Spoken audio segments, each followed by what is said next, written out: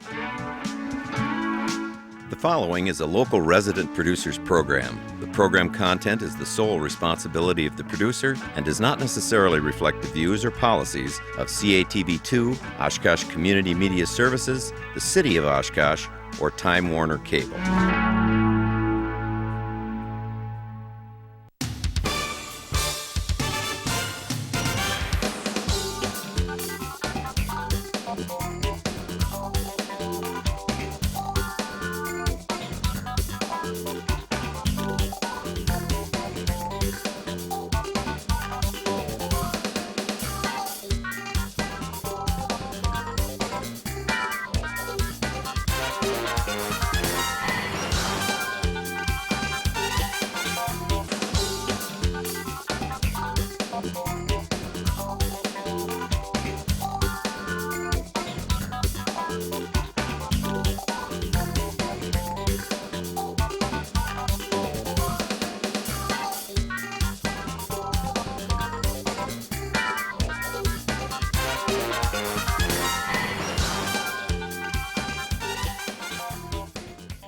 Everybody, welcome to Eye on Oshkosh. Cheryl Hentz here, and we're doing something that we've never done before on Eye on Oshkosh in all the years we've been on the air. We're going to be talking to folks about the upcoming Winnebago County Fair, and to do that, I am joined by three different folks tonight, and on my right is Jan Kossel. Jan is a member of the County Fair Board, and so the majority of the conversation is going to be focused between you and I, talking about the fair and you know, what kinds of events are going on. And then to my left is now Betsy Linus, correct? Yeah. And you are this year's Fairest of the Fair. And seated next to her is Kelsey Phillips. Kelsey is Miss Rural Winnebago. Yes. Correct? All right. And so we'll draw you two ladies into the conversation a little bit later and find out all about your positions and your tiaras and all that stuff, because they are very different, I think, too. So anyway, thanks to all three of you for being here tonight. I appreciate it very, very much. Well, let's talk about the fair. It's the 125th County Fair as the Winnebago County Fair. It started earlier. It was called something else for a number of years. Yeah, in different locations. Right, yep. But as the Winnebago County Fair, being called, this is the 125th year. Can you believe it? We've not been around that fast. Neither you or I have been around that long, not even collectively, to know about the beginning of the fair. But it does have kind of an interesting history. And I'm a native of Oshkosh, so I remember when it was still down on, the corner of Murdoch and Jackson. Yeah. There we go. As you know, I'm sick. I've been sick for a while here, and my brain sometimes is just going here these days. But anyway, it has a very interesting history. Why don't you just tell us a little bit about the history? Well, it started out, I know, in various places around Oshkosh. At one time it was down where the old Mercy Hospital was, down by the lake. And then at one time I believe it was down more towards Main Street. And then eventually they got it to the corner of Murdoch and Jackson. And little at a time, they kept building it up. I'm sure you remember the great big grandstand they used to have. Oh, of course. Yeah, we used to go there for stock car races on Tuesday nights. Yeah. And that was just a gorgeous grandstand. And little at a time they'd add buildings like a dormitory for the kids to stay there when they had animals. And they had, like, you think back, they had horse racing. Do you remember the little buggies and the horses going around and around? Yep. And you think of it now, the current fair doesn't do that. They have the horse pole, they have the kids showing horses, but no harness racing or anything. And I always thought it'd be kind of neat to bring that back. Yeah. And so things changed. And then eventually they decided that, well, the grandstand needed fixing and this and that and whatever. And they voted, and it was moved out to on Y, County Trunk Y out there down Jackson. And in 1990, your website says, yes, is when it moved out there. And they built the buildings, the barns, and eventually added another barn. And sometimes now even, we're running short of space for animals. Really? And, wow. They consider like there's one barn for the dairy, one for the beef, couple for the horses, and then you get one where you get the poultry and the pigs and the sheep. And a lot of times they're out in the overhang on the end of one of the buildings. And sometimes, I remember one year there when my kids were showing, they even had to put up a tent for the dairy and stuff because there were so many animals there. And it's just an amazing place. Yeah. Well, and throughout the segment here, we'll be putting up a website address where you can go to find out more about the fair, learn more about some of the things we're going to be talking about here in this next 25 minutes or so. But there are two different website addresses. One is WinnebagoCountyFair.org, and the other is WinnebagoCountyFairOnline.com. And I'm not sure which one they're putting up, but you can get there by going to either website address. And I have to compliment you on your website. I'm not sure, when or why the decision was. Well, I think I probably know why the decision was made to redo it, but I don't know exactly when it changed. But it is such a great website. It used to be not very informational, just kind of blah. But I would encourage anyone to go, even if they're not going to the fair. I'd encourage them to go to the fair's website and check it out because it really is wonderful. A lot of work went into it. Well, it shows. Sharon and Julie have done a wonderful job. A lot of definitely hours. You can tell that some time has been spent on this. And there's a wonderful history there, too, including pictures of a fire that kind of wiped out one of the fairgrounds at one point. And so just a great job. Well, let's talk about this fair. It feels like there's a fire going on. It's hot enough outside, but what are the dates for the fair this year? Well, it starts August 3rd, and it continues on through Sunday at 4 o'clock. Animals are released, and it kind of dwindles down, but at that time still, we will be having Star 69, a rock band, playing in the entertainment tent, and we will be having, for the first time this year, and I'm so excited about this, we had a lot of requests for the kids to be, or adults, to bring in their trucks, like street trucks, and pull. In front of the grandstand and not have to be like the big modified with the big engines. And so that will be going on, and we are expecting a big turnout. So that should be lasting quite late. Okay. All right, so the fair, give me the dates again, Jan. It starts August 3rd. And goes through August 8th, Sunday. All right. And what are the hours?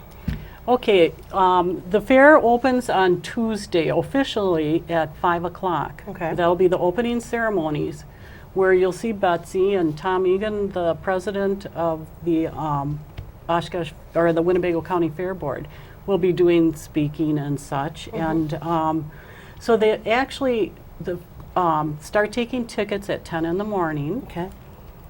And then it goes until closing, which generally, it depends. Like, you get in the entertainment tent, and a lot of times that goes on till midnight or so later. The barns usually try to close down around 10, 11, when the people are done going through. And the midway starts up then on Tuesday night at 5, and then opens up every day at 1 o'clock. All right. And who's running the midway entertainment this year? For such as well, the carnival rides and such. We're on our last contract this year, and slipped my mind. Well, didn't it used to be Calkins or something like that? And it hasn't been them for a few years, right? There was a double booking, an error in the past, and so well, we're not going to penalize you. No demerit points for not knowing. That's fine. But good carnival rides and good entertainment. And one of the things that I noticed, I have to put on my cheaters here and look at my notes. You're having something new a few things are new this year. But one thing that, we've got so many dog lovers in the community, myself included. You're having something called Doc Dogs. Yes, Tell we us are. About that. Oh, we're going to be setting up a big area. And the town of Oshkosh Fire Department has said they will come and fill it, and they will take the water out as we need it. And every day people can bring their dogs to the fair and go to the Doc Dog area and sign up, and there'll be competitions to see how far these dogs can jump.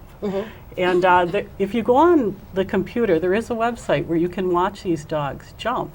And any dog is eligible to participate, from your little, if you have a little Chihuahua, up to your big old German Shepherd or something. Okay. So it's going to be very interesting to see what this, all takes place. How did that come about, being here at the fair this year? Was there a big demand for that, or was it just something you thought would be interesting to do? In January, down to Wisconsin Dells, to Chula Vista, and it's our annual event where all various vendors and activities and such are all down there, and we can meet with different people and to try to get a feel for what's out there. Like, people can call us, with suggestions, and when we go to convention, this is our time to look around and see what's there and see, would it fit in our area? Is this what we truly want? Or maybe there's like 2 or 3 different vendors, doing the same thing. And so you can look at what they offer and balance them as to what would work the best for our fair. So all these vendors, they must do this in different parts of the country too, because they would go around, and different county fair associations would check them out. But you go there and you look at these different vendors, and much like a pet expo, if you will, where you stop at different exhibits and you see what's interesting to you. You guys get to pick and choose what you want to come here, and then you start negotiating with them. Then you start the negotiations. Okay. And then I think this sounds like something really interesting. Oh, it is. And if people want to see what Doc Dogs is, I don't have a website for them per se. I know Jan mentioned that you can see them on the internet. Just do a Google search of Doc Dogs. Correct. And you're going to get the main hit, I'm sure. You've got other things going on, though, that are new this year, too. Pig races? You're having pig races? We've had the pig races. Have you had them in the past?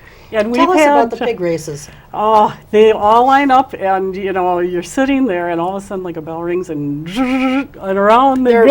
They're the big, regular-sized pigs. They're a or little are they smaller. The littler. Oh, but they're not the pot-bellied. No, they're not the pot-bellied. They're kind of in between, right? Yeah. Okay. All right. Other years, like, we've had swimming pigs, but not this Oh my year. God. Today, this year, they're just going to race, and they're on at various times throughout the fair, and they're an act to see. Okay, I can imagine. What does the winning pig get?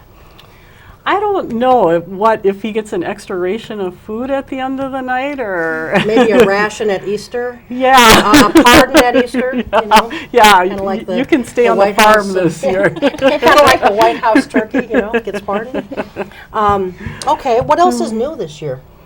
Well, I had mentioned with the truck pull coming in on Sunday. And then, we have the rodeo back again this year, so that's not really new.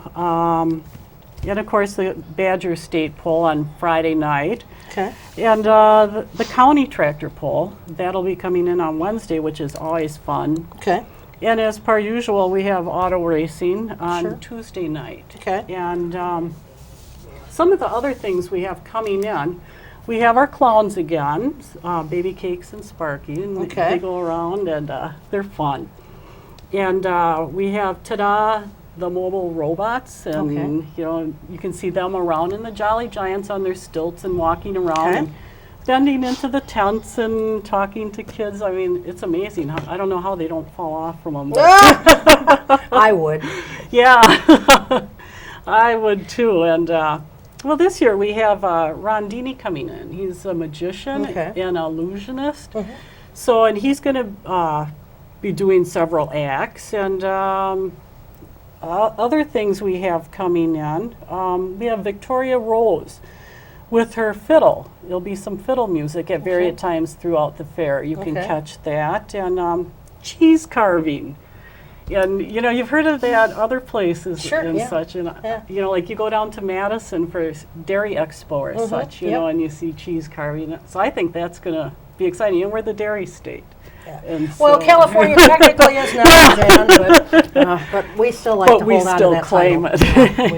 it. We're not going to relinquish that easily. Oh, and this is going to be something, people are going to like this. Dorfkapelle is coming. It's a German musicians, and I've never seen them, but I have heard that the guys even dance on tables. So they come in with different instruments and they play and they get the audience involved. And I think trying something different like that, I think it's Sure. going to be a big draw. And one thing, a lumberjack show, what is that? They're going to do various things from like log rolling and cutting and like trying to climb up a pole as fast as they can. Okay. Various things. When you think of lumberjack, Yeah. it'll be a competition. Have you done that before, or is this something We've new this had year? like chainsaw carvers, and we've had lumberjacks, but usually we've gone with the carvers. Okay. And so we're trying to change it up a little bit. Okay. Well, and of course, we cannot forget that we have some, I'm not going to call them beauty queens, but we have here, and they will be part of the fair this year as well. As we said in the beginning, Betsy Linus, the fairest of the fair this year, and Kelsey Phillips, Miss Rural Winnebago. Hi, ladies. Hi. Thanks again for being here tonight. Let's talk a little bit about fairest of the fair, first of all. When did you become fairest of the fair, and how long does your reign go for? I became fairest of the fair at the end of April, Okay. and we are the fairest of the fair for the county for a year. Okay. So at the end of April, you'll turn your tiara and sash. Well, you Well, get to keep the crown. sash because it Yeah. says 2010, so she gets to keep I get that, I to keep my assume. sash and my crown, but I Oh, get really? to crown the next fairest of the fair. Okay. Okay. And do you have like a scepter too, or no? No. No. Okay. She's looking at me like I'm not. Okay. Sorry about that. That's all right. All right, and Miss Rural Winnebago. Now, when did you become Miss Rural Winnebago? Just at the end of June, yeah. So, two different times, but you'll both be participating in the fair. Yes.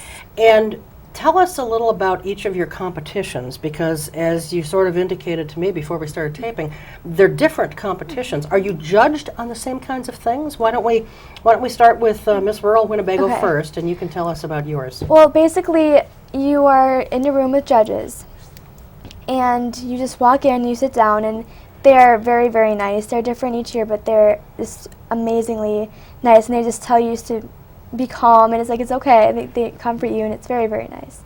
But they will ask you questions on what you do, like for extracurricular things, and what you do in school.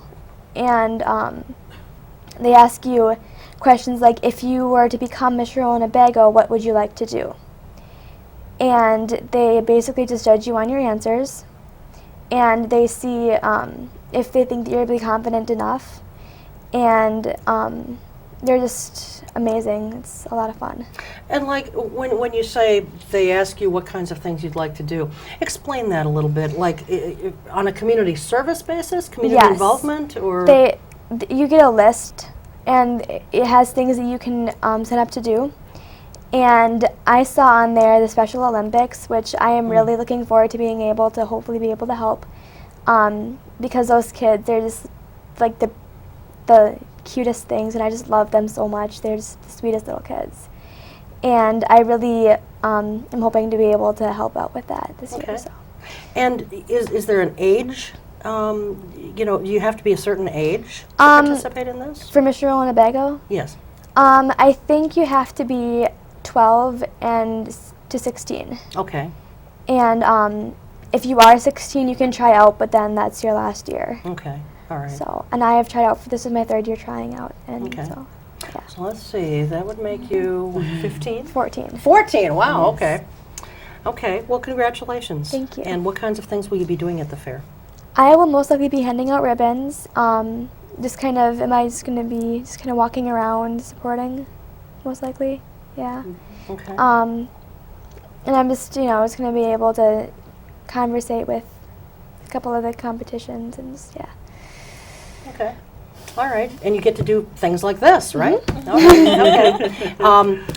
Does it seem weird to you to be doing this kind of thing, sitting here and... It's different, but it's exciting. You get that little feeling in your stomach that you're really excited, and yeah.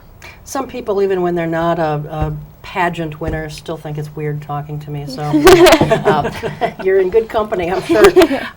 Okay, well, very good. Well, congratulations again. And Fairest of the Fair. Let's hear all about this. Wow. What made you pursue Fairest of the Fair?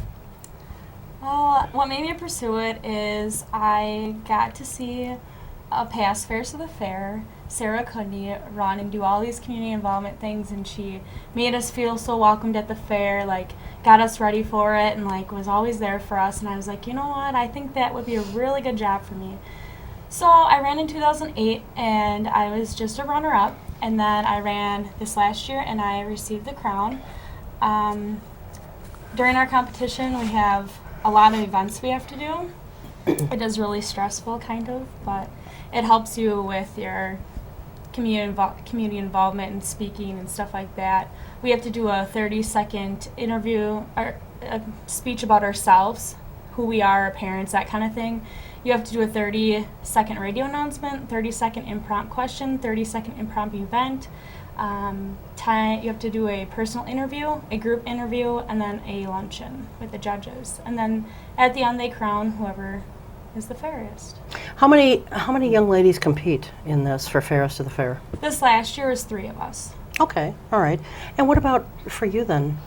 We usually have a number of like 4 to 5. This year it was me and another very, very nice girl. Okay. Wow. So 3 and 2. All right. But still, you had to, rise to the top. Yep. And so that's very commendable. And so, like, what kinds of community involvement do you want to be doing during your reign as Fairest of the Fair? As Fairest of the Fair, I want to attend any event because to me, I think the fair needs all different kinds of people. I've been to a couple tractor pulls. I've been obviously in parades because we promote handing out our pamphlets and promote the fair that way. I'm also going to be going to different community involvements, going to schools, the library, reading to the kids, just to get people more knowing about the fair. I think it's a lack that people don't know what's going on. Sure. And are there other community involvement or community service things that you do? Like, we've heard about the things that you're involved in, Kelsey, with Special Olympics and so forth. Are there other nonprofit organizations or whatever that you're involved in, or does this pretty much take up your time promoting the fair? Well, it does take up a lot of time, but I am a FFA alumni, and I am a 4-H alumni, and I also just, I want to do the Special Olympics with her because, like she said, it takes all kinds of people to make the fair, visit the elderly, just anything. Sure. You said it takes a lot of your time. How much time do you guys spend doing this? Every weekend I'm pretty much busy because if I feel like I'm not doing anything, then I'm not doing my job. Okay. All right. Mr. Winnebago was a little bit more relaxed, but yet you still, you have things that you are in that's a little more dispersed out, so. Okay. But, and so during the actual fair itself, you'll be giving out badges or, ribbons, whatever. You'll be doing some of the same thing? I will be all over the fair. I attend every event that goes to the fair. I announce the grandstands. Mr. Winnebago and my runner-ups, they will help me cover where I cannot be. Okay. But I will be all over. That's a lot of space to cover. That really is. That's tremendous. A lot of walking. Now, these are volunteer positions, or do you get some kind of small fee, an honorarium to do this? It's volunteer. Okay. We do try to get donations as much as possible because, as for me, I run for State Fairs of the Fair in January, and that does take a little cash to get me there. Okay. So we get donations, and if we do get enough, then we kind of disperse between a thank you gift to everyone. So. Okay. So if you become State Fairest of the Fair, what happens then? Then You're still the Fairest of the Fair here. Correct, and then I am a year as State Fairest of the Fair. They will crown me there, and then I will turn to State Fairest of the Fair. And what do you do then? You just go to the state fair? All over the state to all different county fairs. Okay. Wow. And you promote the state fair. That's what you do. And now, I didn't ask how old you are, but are you still in school? I graduated from college in 2008. Okay, so this is, I mean, it's not going to impede on any schooling, but from a work standpoint, are you, even when you're doing this for Fairest of the Fair, I mean, it's taking up a lot of your weekends. Say you become the state Fairest of the Fair, you know, are you able to work then during that You time? are gone a lot. So you probably have to put a career On hold, or any yeah. kind of a job on hold for that year. Yep. Okay. But what a great thing for your resume for both of you, Mm-hmm. you know. All right, good. What is the, what would you say is the best thing about being Fairest of the Fair or Miss Rural Winnebago? Do you want to go I would first? say my best thing is when you see the little kids so excited to see you and you can talk to them and you make it feel like you've changed somebody's life. Like you just talk to them about the fair and they get so excited, and it makes you feel good about yourself that you're helping the community realize that there is other things to do than just sit at home and do nothing. Like there's things that they can get involved in, crafts, because it's not just about farm animals and having animals. There's crafts, there's flowers, there's woodworking, there's something for everybody at the fair. Sure. Baking, there's baked goods there, I know. And that's what is really nice too, when you hand out ribbons and stuff, just seeing their faces. Like even when the elderlies do like knitting, or just the younger kids too, they're so excited they got a ribbon, and it might go to state. They don't know. They can get Sure. a merit award to go to state. Sure. Kelsey, what about you? What about, you know, the position that you hold is one of the most significant things for you? I have to say the kids too. Like I just love seeing their faces in parades. Like they can't, since they can't read sometimes, they say, "Mommy, it's a princess," and it's so cute to be able to interact with them, even though you are in a car. I always have I'll talk to them from the car, and just to see their faces, like, she talked to me. It's just, they're so cute, and it's like you kind of make their day, and then it makes you feel very special. Sure, sure. And just out of curiosity, what do you each want to do when, I mean, you're still very young, but do you have some kind of, I mean, you both seem to really love kids a lot.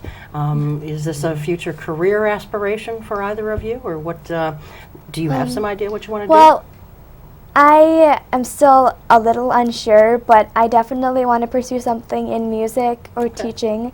Also in dramatic arts, because I'm in a program, Jubercosa, and it's for performing arts, and we're doing a program, Grease, right now. And it is a lot of fun. Like, so many nice kids, a nice family that runs it, and it's amazing. So they got me into the acting. And I love that, so that's what I would want to do for a living, would be to act or sing. So. Okay, great. Betsy, what about you? Well, I want to eventually own my own farm and have my own family. I like our fair. It goes back 100 years as the Fair Association, and 125 years for the fair end of it. But I want it to kind of go back to the olden days, kind of, you know. I want to be able to have my own farm, but it'll take a long time. Yeah. Now, do you come from a farming family then? Yes, I do. Okay. I come from a small family farm in Oshkosh. Okay. So that, I mean, that's probably a really good reality for you. I mean, that's probably a probability, you know. Yeah. You know, family farms, it's, you know, it's the way of the future in many respects for farming families, and yet it's kind of a shame that we've seen so many family farms sort of gobbled up by these big mega farms, you know, Yeah, over the and years. actually I used to be a DHI technician, where I go to farms and I take samples of milk. And I met a lot of small farmers, and that was really impacted me a lot too, because they have a lot more beliefs and they're strong in what they believe in, like farming and stuff, where a big organization you don't barely ever see the person. They're just kind of, Yeah. it's a big factory of cows. Yeah. All right. Well, congratulations again to both of you. Thank you. And good luck at the fair. Hopefully it won't be as hot as what it's been these last couple of days. Real briefly then, Jan, cost of the fair is how much? Right now you can buy a pass to get in, a day pass for $8. Okay. That will get you into the fair, the grandstand, unlimited rides, the whole shebang, into the barns. You can still get a what they call a membership, fair membership. It's $25. Okay. That will get you in every day. Okay. into the grandstand. The only thing it doesn't include is the midway. Okay. And do those tickets or those passes, do they include parking or no? Yes, they do. They do, okay. They do include parking. Okay. And if someone doesn't get anything in advance and they get it the day of? Then in July, the $25 one goes up to $30, and the other one will go up to $10. Okay. As of August 3rd. Okay. Good. But those prices again include parking? Yes. Okay. All right. Excellent. Very good. The dates again, August 3rd through the 8th, and you can find out more information about the fair by going to WinnebagoCountyFair.org or WinnebagoCountyFairOnline.com. Thanks to all of you. Just sit tight. We're going to take a real short break, and when we come back, we'll be talking about some other activities that go on out by the fairgrounds for kids. We'll be right back. Are we clear? Dear Mom and Dad, well, I finally have some time off, so I'm writing to tell you that I'm doing well. We have good days and bad days over here. We try to remember the good ones and get through the bad ones. Mostly we have each other, and that's what keeps us going. And Mom, since you asked, if anyone wants to help, just tell them to contact the USO. You can't believe how much they do for us. With love, your son, Michael. Every year, the U.S. Department of the Treasury receives about 1.4 million reports of problems with paper checks. Checks can be lost, stolen, or delayed. If you still receive Social Security payments by paper check, Treasury wants you to know about a safer, more convenient way to get your money. The Direct Express Prepaid Debit MasterCard. The Direct Express card is new and is available to anyone receiving Social Security benefits, even if you don't have a bank account. Your monthly benefits will be automatically placed onto your card account each month on the day your money is due. While other debit cards cost money, it is possible to use the Direct Express card for free to make purchases, pay bills, and get cash at thousands of locations nationwide. There are no sign-up or monthly account fees. No more waiting for the mail or worrying about lost or stolen checks. Call 1-877-212-9991 or visit www.usdirectexpress.com. We were in an emergency situation. We don't have extra. We have a little bit of water and a little bit of food. A meeting place, no. No. I don't think we have a first aid kit. We have tuna fish, we have Right. beans, we have canned tomatoes, True. you know. That's true, but that's really not survival food. Tomato paste. Yeah, well, yeah.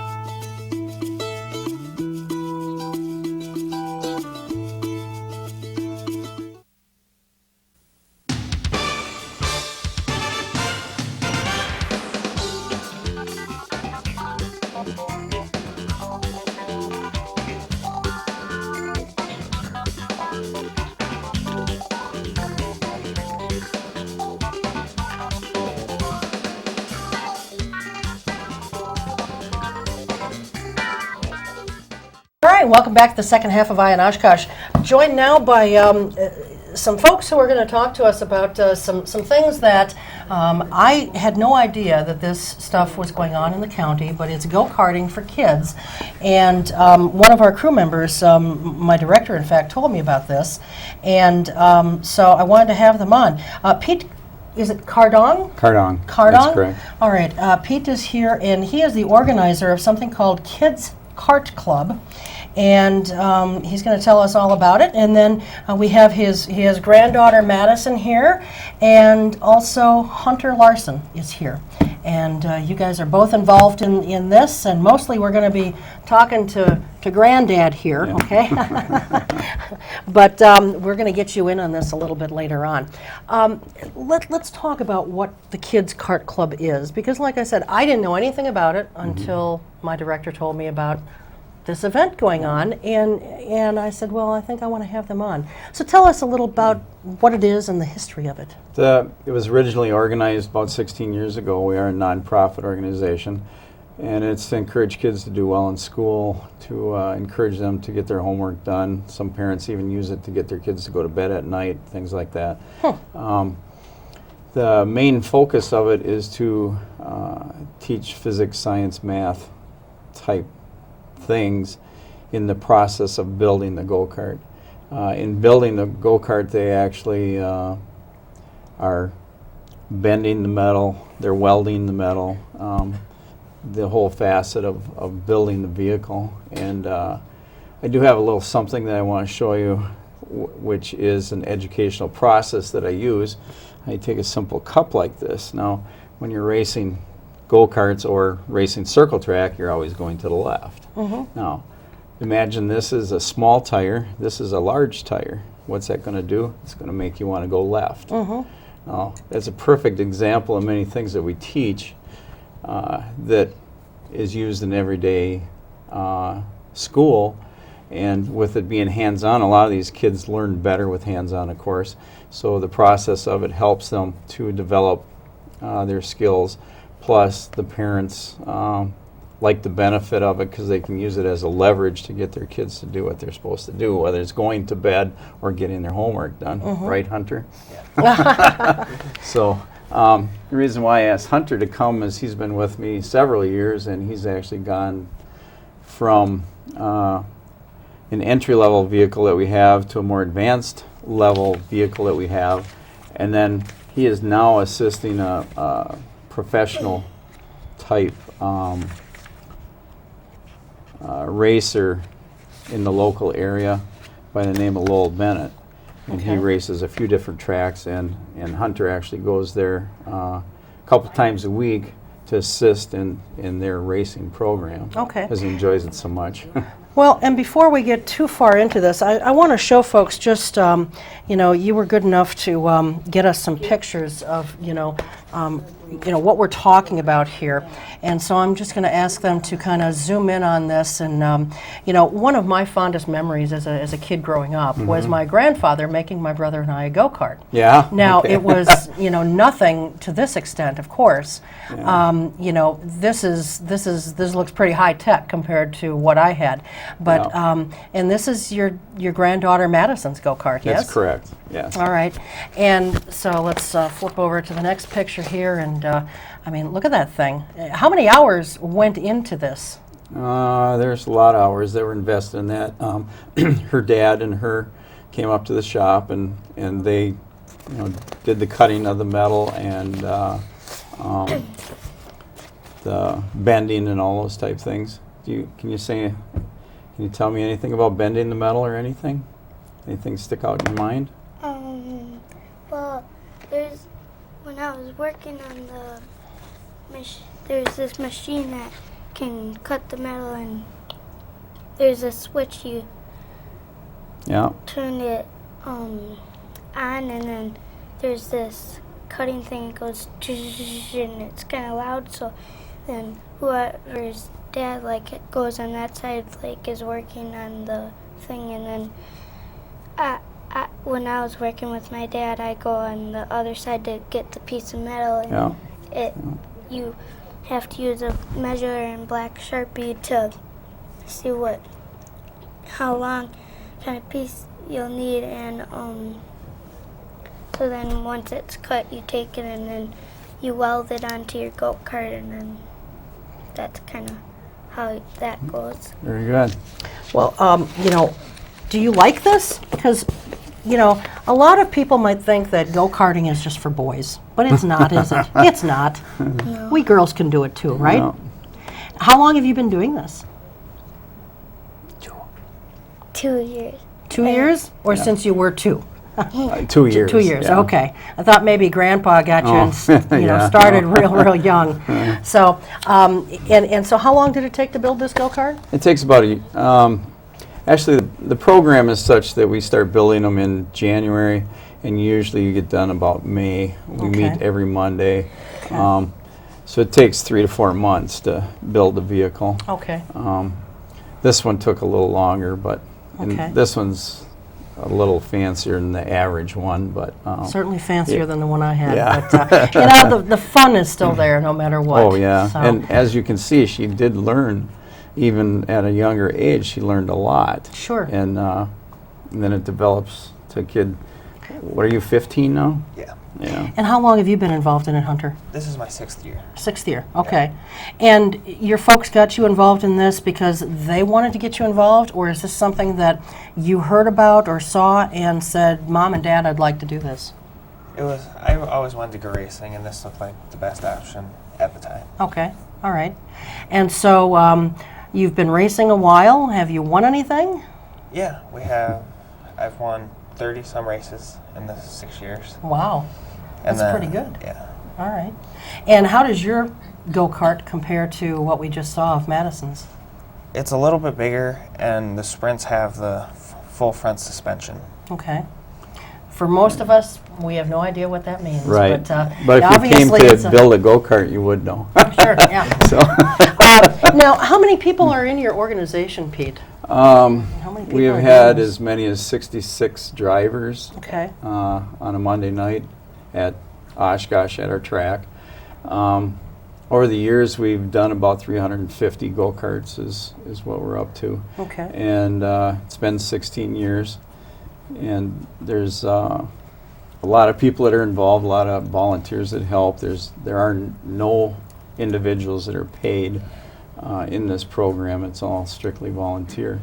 And fortunately, I have some pretty good volunteers that come and help out. So Sure. including Hunter's family. Okay. They've been phenomenal in helping out. Yeah. So. Yeah, your dad was supposed to be here tonight and couldn't make it. But he's, this is a good father-son activity or a good father-daughter activity or grandfather, grandfather-granddaughter activity. It's good for anybody, I'm assuming. We've had 3 generations, actually. Grandfather, mom or dad, and our grandparent, mom or dad, and son or daughter. Okay. So 3 generations working on the vehicle at the same time, and we have spectators and most grandparents and brothers, sisters, and everyone come. And so it's quite an ordeal when you compare it to 16 years ago when we first started out. We just ran on a dirt area, and the carts were in the air as much as they were on the ground because I didn't have equipment to develop the track and work on it. And we have it's a clay dirt type track, and there's a smaller one for the entry levels, and then it extends out for the sprints, which is what Hunter does. And the sprints do have the full roll cage, and they have shocks, and it's a lot more developed from what the entry level is. And you race out by the Winnebago County Fairgrounds. That's correct. Okay. Yeah, we're in between the BMX bike track and the big race track. Okay. So, and that's every Monday. We start at 6 o'clock and go until we finish, you might say, which is usually 9:30, 10 o'clock. Okay. We hope. Well, tell us a little about, you kind of took us back to how this got started, but how has your club evolved sort of over the years? Originally I had 6 kids. The whole point was that through some family incidences, I saw the leverage that was available for parents to get their kids to do their schooling. And at the same time, they're learning and don't even know it because of the process of it. They learn how to measure. They learn how to count. I always say some kids need more than just blackboard mathematics, and this applies to what interests them. And when they see it, it's a 3-dimensional thing. When they see it, it means more to them, you might say. One of the biggest compliments I had ever received from a parent was she had said that her son was not doing well in school, and they insisted that he do well in school to continue with the program. And by that, he learned that he had the ability to do well. And after a year or so, they didn't even have to be concerned with him because he learned to be what he needed to be educational-wise. And the mother said it was the greatest thing ever because it was the leverage and influence to get their son to do well in school. And that would just become second nature once you do what you're supposed to do. Sure. So, that was a very nice compliment. That was Absolutely. many years ago. Yeah. So. Well, Hunter, you got into this because you wanted to race. So it wasn't school motivated, and it wasn't something that your parents felt you needed to do. But have you seen a difference in your grades in school since you've been involved in the program? Yeah, definitely like math and science. Okay. Like, give us an example of how they've improved. I'm assuming they've improved. All right. Okay. Tell us. Like, from reading tape measures and stuff, I'm a lot better with fractions than I was before we started. Okay. Well, I probably should have gotten involved in this Yeah. when I was a kid, because I wish I had $1 every time I heard that. Yeah. So, of course, you didn't but have this program when I was in school. So, but, and the program developed out of a negative and became a positive. So it's really become a big organization, you might say, as compared to what I guess I imagined 16 years ago. Sure. And 16 years ago, I had insurance issues. What insurance? How could I get insurance? I had issues with, where was I going to run the go-karts, and the reward after you build it is to run it or race it. That's another thing. I don't insist that kids race. I don't think if they don't want to be competitive that they shouldn't have to be. I think that puts too much pressure on them. And if they want to just enjoy driving their vehicle, we have a group that can cater to that also. Sure. Which I've never had a kid not want to race once they started, but Sure. I don't like putting pressure on the kids. I'm there to help them learn and get an education. Sure. So. And if the kids are racing, I mean, this is a safe thing. I never give any promises, but it is as reasonably safe as any go-karting. It's also as economical as any go-karting that you would ever see. So. Pardon me. Yeah. Okay, and that may be happening again a few more times, so just bear with me. You talked about when you race. What does this cost for folks to get involved in this?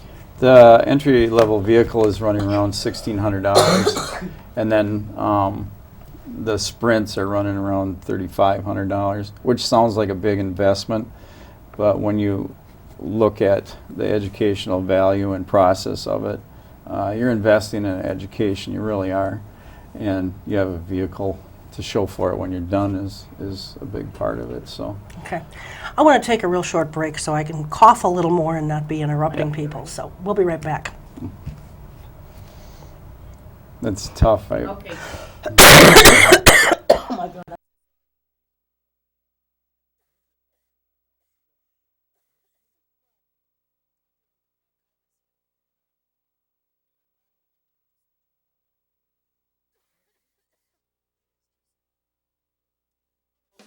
Doing well. We have good days and bad days over here.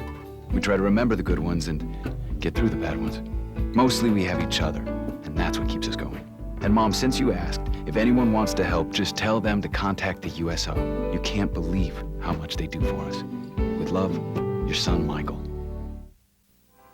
Every year, the U.S. Department of the Treasury receives about 1.4 million reports of problems with paper checks. Checks can be lost, stolen, or delayed. If you still receive Social Security payments by paper check, Treasury wants you to know about a safer, more convenient way to get your money. The Direct Express Prepaid Debit MasterCard. The Direct Express card is new and is available to anyone receiving Social Security benefits, even if you don't have a bank account. Your monthly benefits will be automatically placed onto your card account each month on the day your money is due. While other debit cards cost money, it is possible to use the Direct Express card for free to make purchases, pay bills, and get cash at thousands of locations nationwide. There are no sign-up or monthly account fees. No more waiting for the mail or worrying about lost or stolen checks. Call 1-877-212-9991 or visit www.usdirectexpress.com. We were in an emergency situation. We don't have extra. We have a little bit of water and a little bit of food. A meeting place, no. No. I don't think we have a first aid kit. We have tuna fish, we have beans, we have canned tomatoes, True. you know. That's true, but that's really not survival food. Tomato paste. Yeah, well, yeah.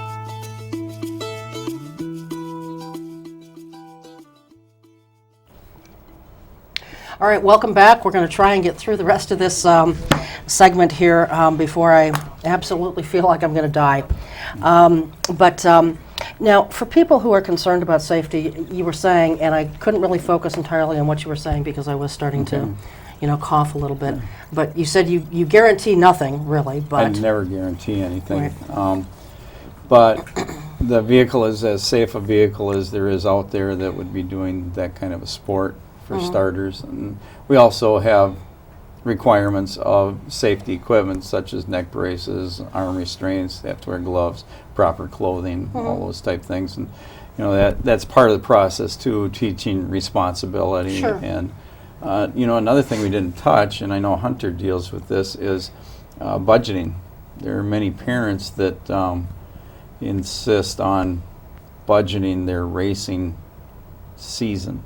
They'll start with X amount of dollars and teach the son or daughter, just what you have to spend, and here's what your season is allowed, and you need to stay within your budget. And how are you doing with that?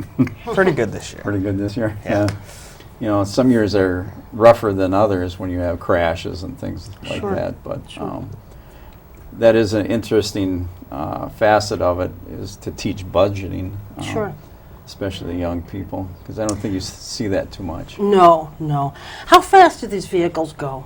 On the track, they're doing around 30 miles an hour. The entry level can do up to 40, and then the sprints can do up to 50 or so. Gearing has a lot to do with how fast you can go or how fast you get there, which is part of the lesson also. Okay. I beg everybody's pardon. People can find out more about this, by the way, by going to kidskartclub.org. That's correct. Okay. And what is the average cost? It's running about $1,600 for the go-kart, and it costs $12 per race for a driver and $7 per any person that's in the pits is the entry fees for the summer season. So. And can people join any time of the year?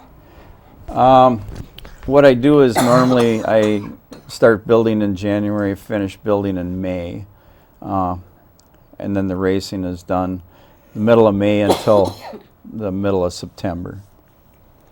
Okay, so it really is kind of an all year round activity for the most part. I do this all year round, yeah. Okay. I'm a busy boy. Tell us a little about your background. I mean, what got you interested in doing this particular thing? Well, it had a lot to do with, through some family conflicts, I saw a lot of kids that needed some direction to encourage them for school, and then I knew that mechanically any kid that has a real interest in that would be willing to do what they are supposed to do in school in order to do the go-karting. And one quick story, when I first started, we were working out of the Midas stores, the one in Neenah, and we were building in the winter time, and I had one go-kart built, and I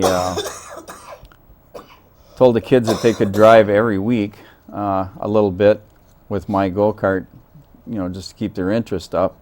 And there's one night it was 20 below out, and I didn't think that the kids would go out there, and they come up at the end of the night and they said, "Can we go out and go go-karting?" And I said, "Well, I guess if you're willing, I'll go out there with you." And they would stand in a line. It was 20 degrees below out, and actually drove a go-kart, and I mean, that was proof of the leverage that was there to get these kids to do what they're supposed to do. And that's a story from many years ago. Right. So. Well, I'm going to have to bail out of this show a little earlier than I expected, and I'm sorry about that. Okay. Well, I appreciate your having us. Absolutely, and I'd love to have you back on at some point. It'd be fun. We can talk a little bit more about what you do, and so forth. But again, for people interested, it's kidskartclub.org, and you've got I don't know if he's a co-organizer or not, but there's someone else who works with the kids on this, correct? I have several people that assist. Okay. Jerry Beckers is the one that does the email type work and responds with those things. All right. So there's an email address on the website, and it is kids and kart spelled with a K, club spelled with a C. So. All right. Well, very good. Well, thank you much for being here. I'm sorry that we have to cut this a little short, but I'm on a coughing jag here, and I don't think it's going to end. So, kids, thanks very much for being here, and continued good luck with your involvement, all right? We're going to take a little PSA break, and then they'll just roll right into credits. So thanks very much to all of our guests on this particular show this evening, and we'll see you next time. Hopefully I'll be in better health. And until then, take good care. Keep your eye on us. We've got our eye on Oshkosh.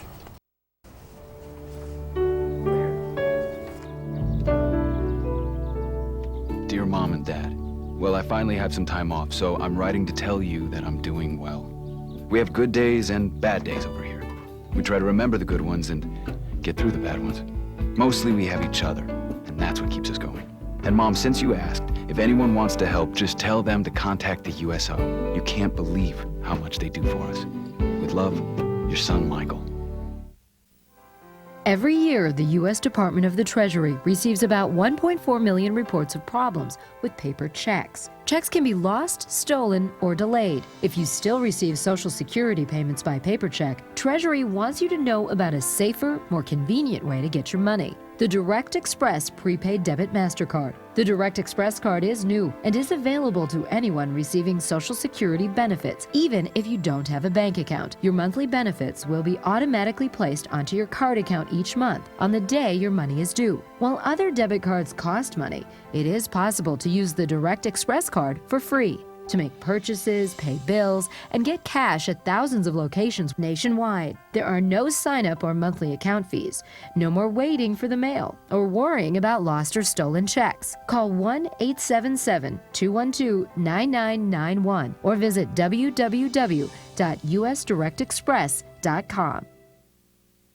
We were in an emergency situation. We don't have extra. We have a little bit of water and a little bit of food. A meeting place, no. No. I don't think we have a first aid kit. We have tuna fish, we have beans, we have canned tomatoes, True. you know. That's true, but that's really not survival food. Tomato paste. Yeah, well, yeah.